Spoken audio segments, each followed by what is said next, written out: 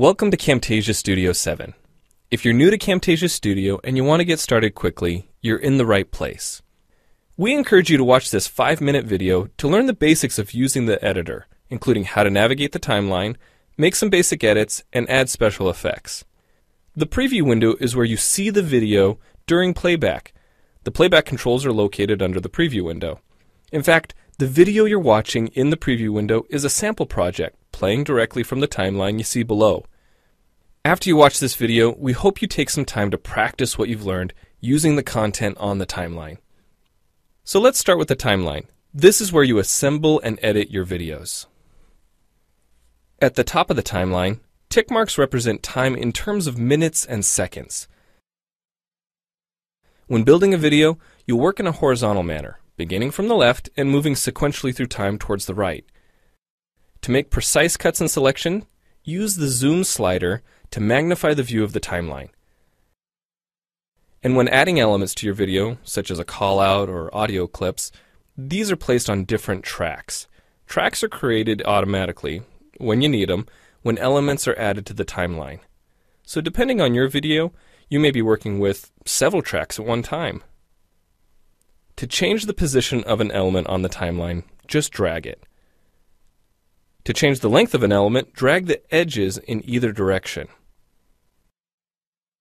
An important part of the timeline is the playhead.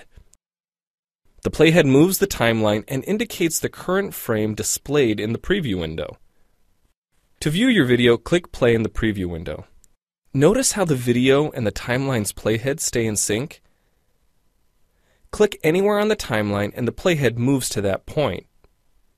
The green section of the playhead is called the in point. Click and drag the in point to make the beginning of a selection. The red section of the playhead is called the out point. Just click and drag the out point to make the end of a selection. To bring the sections of the playhead back together, double-click the gray playhead. To split a video clip, position the playhead at the desired location and click the split button. And if you want to remove a portion of your video, make a selection with the in and out points, then click the cut button. If you make a mistake while editing, click the undo button.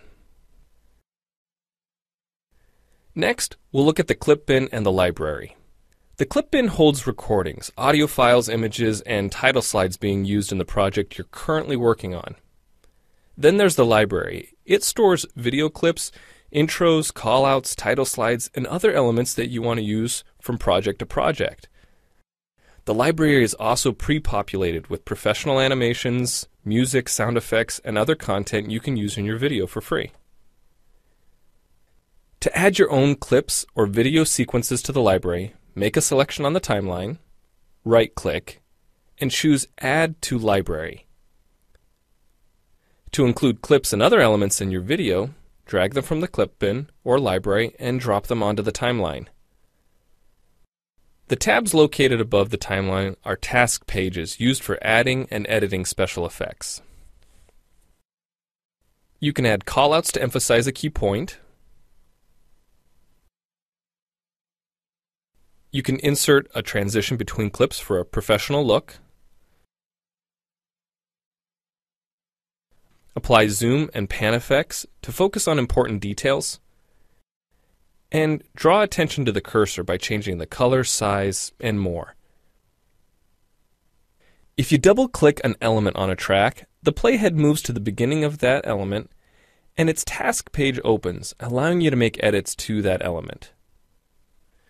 So we've shown you a few ways you can navigate and edit your video, but how do you get content into your video? Well, to make a new screen recording, click the Record Screen button. If you already have an audio or video recording to use, click the Import Media button.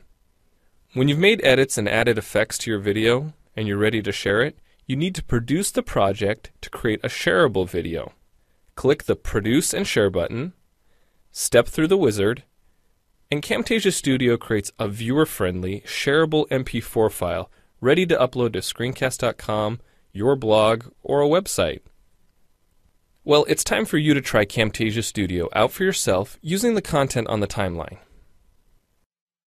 The help file in Camtasia Studio will help you use each of the Camtasia Studio features and applications.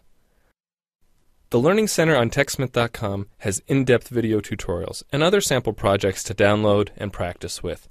So we hope you enjoy Camtasia Studio. And happy screencasting!